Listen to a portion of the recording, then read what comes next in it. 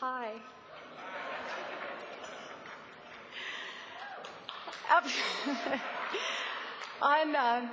On Friday, my husband John and I will be celebrating our daughter's 16th birthday.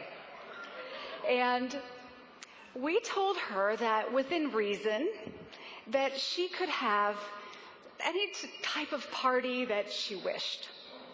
So last night, within reason, last night, our sons, James and Johnny, who are 10 and 11 in their second year of the youth program, and several of Megan's NSA girlfriends from 6 years in the youth program went to Disney and had a princess party at the California Adventure. Now, to me, this just says a lot about NSA, and I hope that, this isn't Goofy, and this isn't Orlando, this is Anaheim, but it really just strikes me that NSA is the Magic Kingdom. Would you agree? I mean, what other association actually has members who willingly share trade secrets with competitors in the interest of advancing our profession and providing greater opportunities for speakers all over the globe?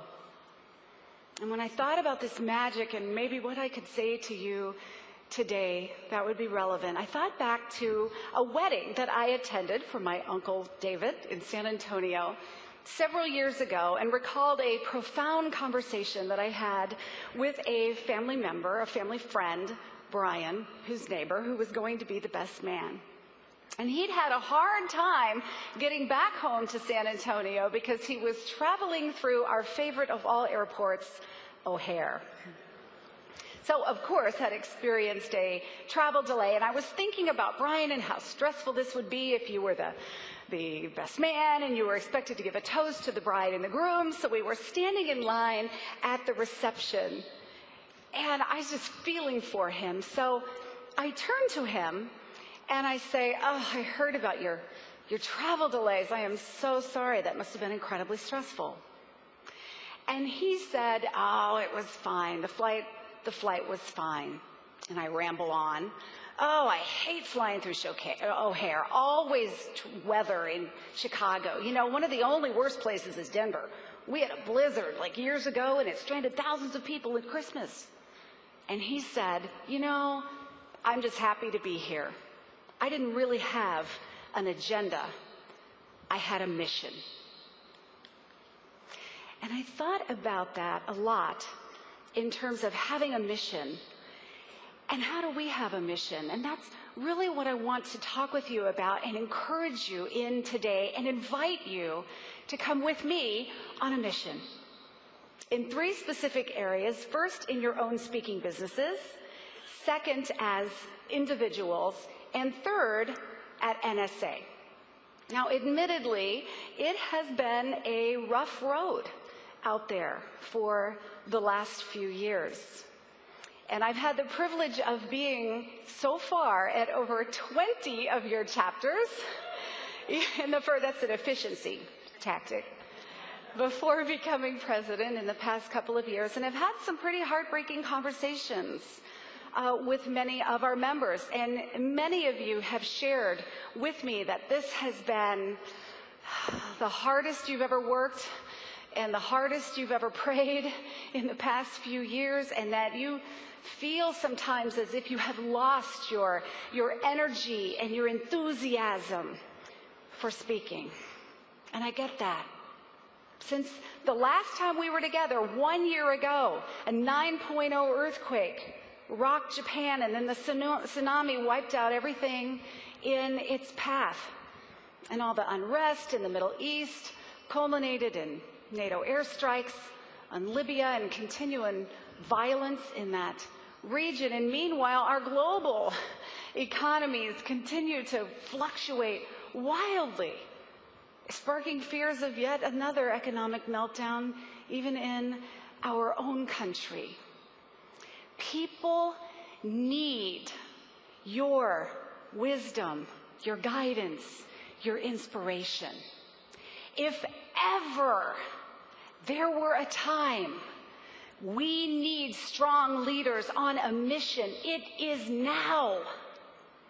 And if ever there were a time the world needs citizens on a mission, it's now.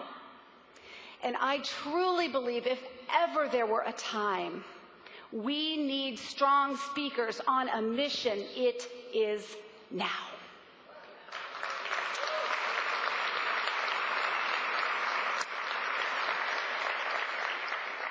People need your ideas and success strategies and wisdom and coaching and advice, all of the things that you provide. I believe it is the calling of the speaker and your obligation to serve your audiences in that way.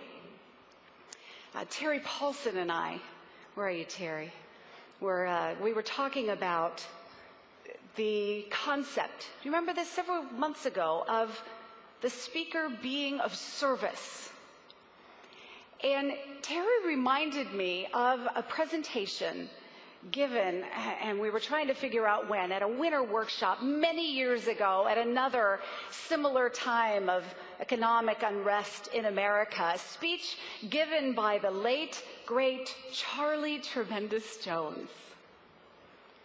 And he admonished us in the audience that day. And he said, "America is in trouble.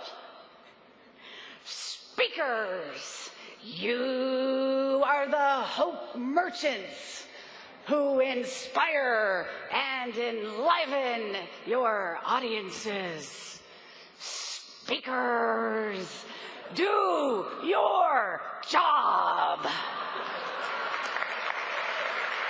Remember?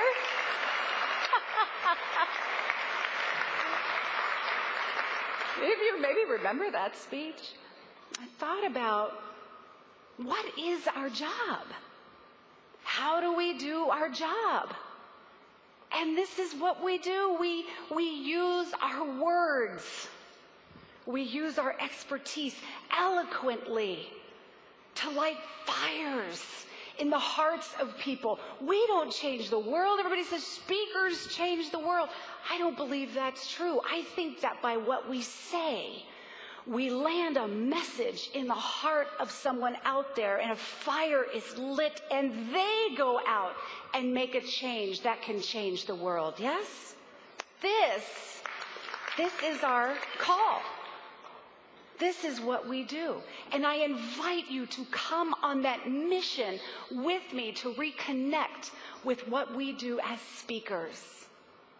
Now, what about individually? It's hard out there when I go around and hear just people are sometimes negative, sometimes jaded, sometimes pessimistic. And it seems like we talk so much about how to do this business that we sometimes lose the why. Why do we do this business? I have been in business next year going on 20 years. I started my company in 1992. I know I was 12. No. I've grown up, literally, in this association. I was smart enough to join in 94. I went to my first convention in 1996, where Jim Henning was president in Orlando. You were my president, Jim. And I remember looking up at Jim, and thanks to Nito, I wasn't in the back. I was right in the front. He called me Dr. Laura. Still does. And invited me to join him at his table, and I looked up at Jim and I just thought, wow, he's so good. I want to do that someday. If you're thinking you're out there in the audience about that right now yourself, watch out, because it could actually happen. come talk to me. And back then, Cabot was around. And it just seems like we've lost a bit of that excitement. The air fairly crackled with electricity in those days. I want that back. Yes. And I would love it if we would stop talking about the recession for a while. It's not just about how to do this business, it's about why we do this business.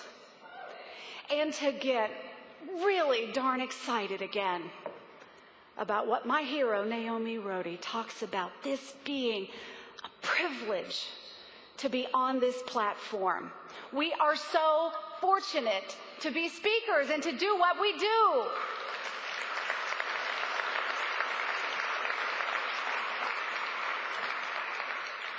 And at NSA, we have a mission. We are the National Speakers Association. I don't care whether you do that speaking live, virtually, in a video, however you do it. We use the spoken word to share our expertise with audiences. And that is our sole purpose here at NSA, is to help our members be more successful in doing that. We want every expert who provides content through the spoken word to an audience for a fee to be a member of this association. And we need your help in doing that everywhere you go, to tell people about us and to join us. We want to create a world where we say, I can't imagine a world without NSA. And we are the world's leader in providing that education, that community, and that entrepreneurial business knowledge that you need to be successful. That is our focus. And my mission as your president is to help the CEO and our professionally managed staff with your board of directors to carry forward the strategic plan that your board has outlined.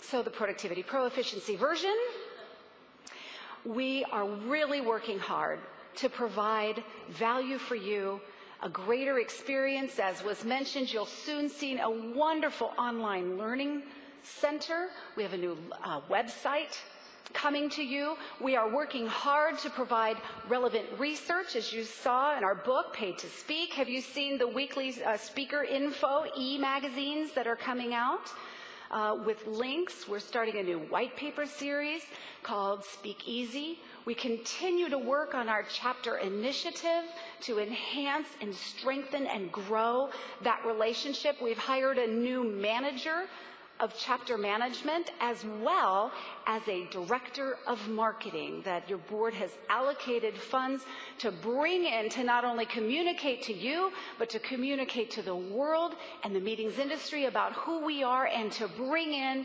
more members. Yes, thank you. Her name is Janet Traylor, and she's here, and you'll be hearing a lot more from her in the weeks and the months to come. As part of that, as Scott Halford mentioned, you will see a member survey. This is critically important. Do not delete this, please.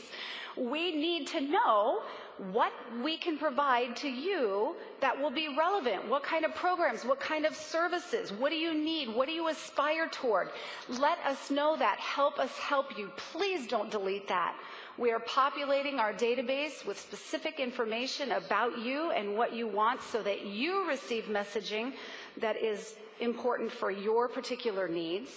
And we seek to provide segmented programs and services to follow this. So you will see in December, I've asked Alan Weiss to head up an elite retreat, we're calling it, because one of our segments, of course, are our veteran or legacy speakers, as many of you perhaps call them, who have been in business for 20, 25, 30 years. The needs of that member is very different, perhaps, than the need of a member that has been in business for, say, 5. So we have to look at that for you and try to help figure out what those different needs are. You're going to soon hear about our winter conference in Dallas in February that will be headed up by Bill Stainton and Ruby Newell-Legner. We have a lab coming to you that I hope will be incredible in April on marketing and business development that's headed up by Mike Staver and Suzanne Bates. That will be a sellout, I promise. And because I've been around for NSA for so long, and it is so important to me to keep our tradition and really build a bridge to our future, being a Gen X myself, as Terry called it, and all of the things that go with that, how do we bring in the new member and keep our association strong and vibrant? So I have asked one of our young guns, Patrick Henry, the son of the late, great Robert Henry, to be the convention chair. So watch out. He will continue